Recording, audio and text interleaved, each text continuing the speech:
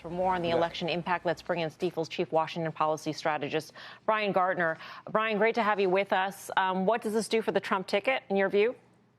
I think it reemphasizes the populist tone, the populist movement in the Republican Party. I mean, I don't think this is a geographic move. It's not trying to unify the party because the party doesn't need it. It just underscores that Republicans are moving more in a working class direction. And I think Eamon kind of summed that up in some of his comments. This is not your father or your grandfather's Republican Party.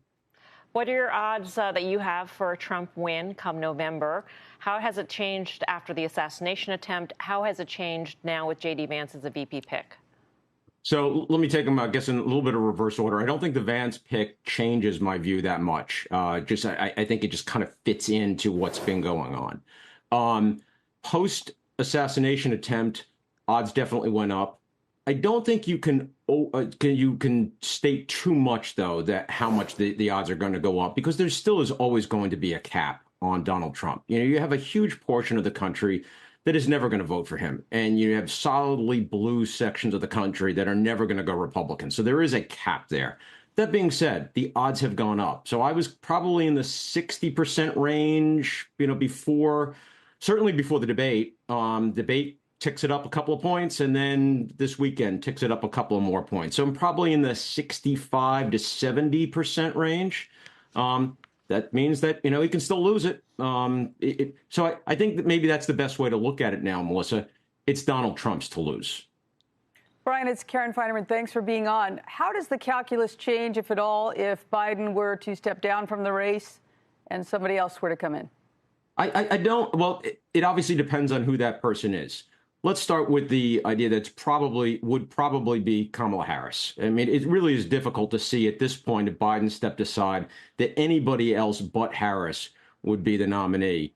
And I think the odds of Trump winning would then go up. I mean, there are some polls out there suggesting that she runs better against Trump than Biden, but those are very hypothetical. They're very sketchy. I wouldn't put a lot of stock into those polls, because voters are seeing her not in the same light they're going to see her later. And once she gets in the target of Trump attack ads, campaign ads, and a media blitz, I think her numbers will go down. So, yeah, I think if Biden steps aside, the odds go down for Democrats. As bad as he's had the last couple of weeks, Biden is probably their best chance at this point.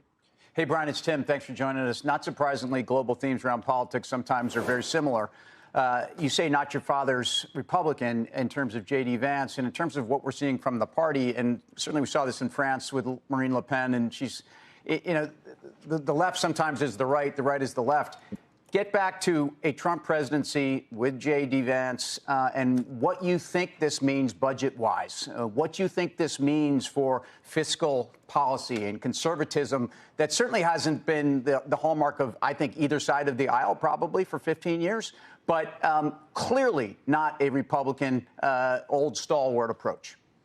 Tim, the irony is that Donald Trump and his tax agenda is now going to look more like old-style republicanism. I think the J.D. Vance style of republicanism that is coming into vogue, that is shared by a growing number of congressional Republicans, is that they look at the budget, they look at the numbers that it would cost to extend all the 2017 tax cuts. That's at $4 trillion over 10 years as of right now.